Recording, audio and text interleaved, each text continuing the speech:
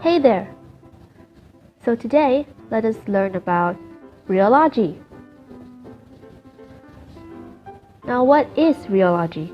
Rheology is defined as the science of deformation and flow of matter, and this term is coined in 1920s inspired by Greek quotation panta rhei, meaning everything flows.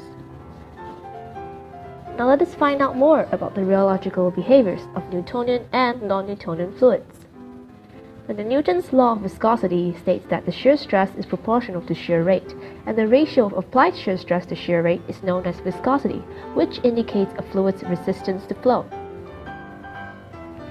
A Newtonian fluid is a fluid that obeys Newton's law of viscosity, and the viscosity stays constant regardless of the forces acting on the fluid, and is only affected by temperature, pressure, and chemical composition of the fluid. The examples of Newtonian fluids are water and oil. Now, non-Newtonian fluid is a fluid that does not obey the Newton's law of viscosity. Its viscosity is affected by applied stress or force. The non-Newtonian fluids can be categorized into time-independent and time-dependent. The graph on the top left corner is the shear stress over shear rate diagram, whereas the graph on the bottom left corner is the viscosity over shear rate diagram. As we know, the viscosity is the ratio of applied shear stress to shear rate. The type of fluid shown in the graph is Newtonian fluids and time-independent non-Newtonian fluids, which are Bingham, pseudoplastic, dilatant, and Hershey-Buckley. Now let us begin with Newtonian fluids. According to shear stress over shear rate diagram, it shows that in this fluid, the relationship between shear stress and shear rate is linear. Now let's take a look at the viscosity against shear rate diagram, which shows that the viscosity stays constant as shear rate increases. This behavior is well portrayed with water, whose viscosity does not change regardless of the forces applied on it. Next, we have Bingham. These type of fluids remain rigid when the magnitude of shear stress is lower than the yield stress, but it starts to flow like a Newtonian fluid when the shear stress exceeds the yield stress. An example of Bingham fluid would be toothpaste or ketchup. Now let's take a look at pseudoplastics. According to the shear stress against shear rate diagram, the flow curve has a convex profile, whereby the slope is decreasing as shear rate increases. This means that viscosity is decreasing as shear rate increases. This is known as a shear thinning behavior, which is due to the decrease in molecular interactions within the molecular structure of the fluid during the flow. If the shear thinning effect is reversible, it is termed as true pseudoplasticity.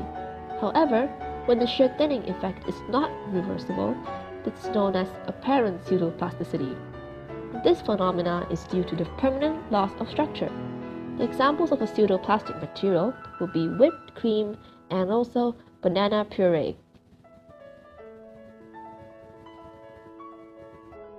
Next up, we have Hershey-Buckley.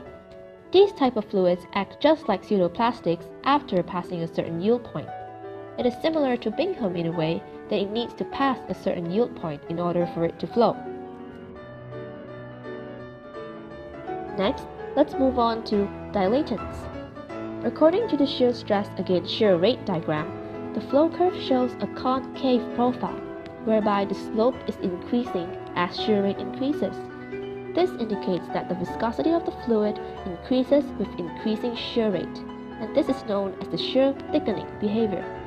The behavior can be seen in a mixture of cornstarch with water, known as oobleck.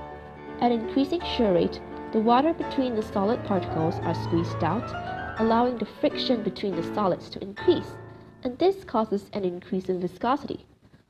When the shear thickening behavior is reversible, it is known as true dilatancy. However, when the behavior is irreversible, it is known to be apparent dilatancy.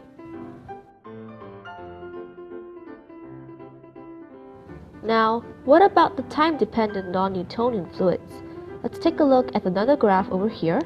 The time-dependent non-Newtonian fluids are thixotropic and rheopectic. Now let's begin with thixotropic. This flow behavior is when shear stress or viscosity decreases over time at a constant shear rate. The decrease in viscosity or shear stress is due to the decrease in intermolecular interactions within the molecular structure of the material. When the original structure can be restored when shearing stops, it is termed as true thixotropy. However, if the viscosity is not restored, it is termed as apparent thixotropy.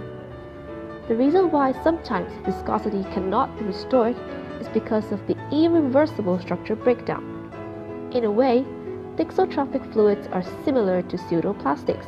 However, thixotropic fluids will require a longer time to restore its original viscosity. The examples of fluids that show thixotropicity are yogurt and ketchup. Lastly, rheopectics. This flow behavior is when shear stress or viscosity increases over time at a constant shear rate. The increase in viscosity is due to the intermolecular interactions, which causes an increase in friction within the molecular structure of the fluid. When the original structure can be restored when shear rate stops, this is known as true rheopecticity.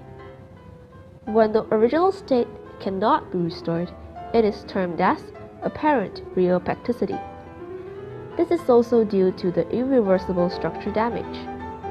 Rheopectic fluids are similar to dilatants. However, rheopectic fluids require a longer time to recover its original viscosity.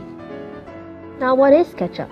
Ketchup is a non-Newtonian, shear-thinning fluid that has yield stress. It is also a little thixotropic. It is a Bingham fluid, which means that it behaves as a solid when at rest. However, when a force that surpasses the yield stress is applied, the viscosity of this condiment decreases and it begins to flow.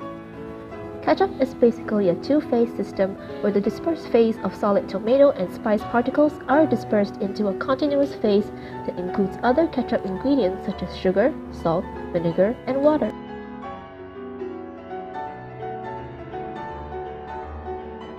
However, the mixture of those ingredients alone are not enough to produce the ketchup that we all know. There are still some challenges that needs to be overcome. The first challenge is the viscosity. The viscosity is too low, affecting the appearance and flow. Secondly, serum loss due to phase separation, affecting the quality and produce watery ketchup after some time. Third, we have low yield of ketchup.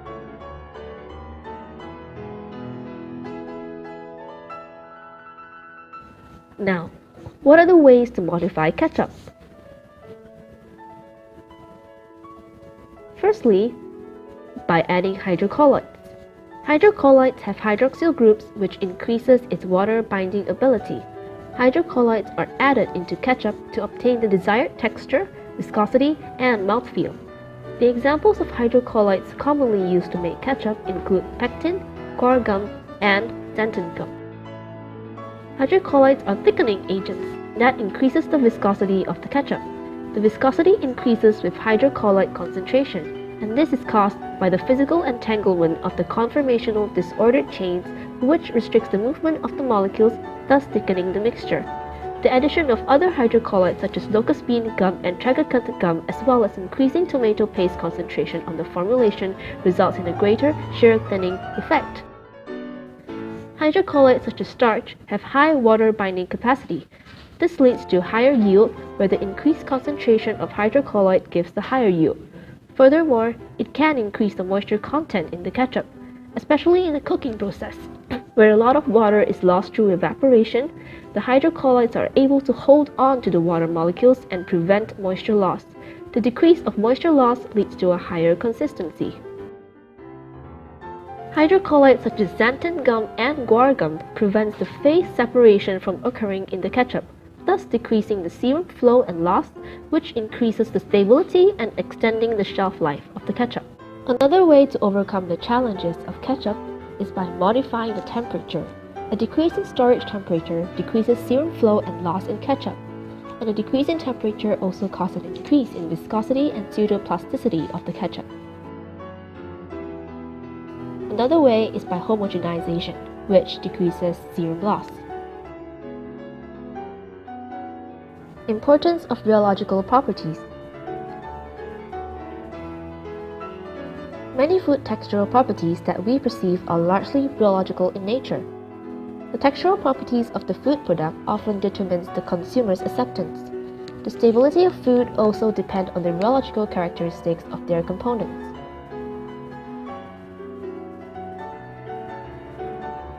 Now, what is the importance of modifying the properties of ketchup? The viscosity of ketchup affects its texture. It determines the overall mouthfeel and influences the flavor intensity. And this is important for consumers' acceptance as consumers prefer thicker sauces. The stability of ketchup is also important for consumers' acceptance. Phase separation is undesirable. An increased yield is economically beneficial to the manufacturer.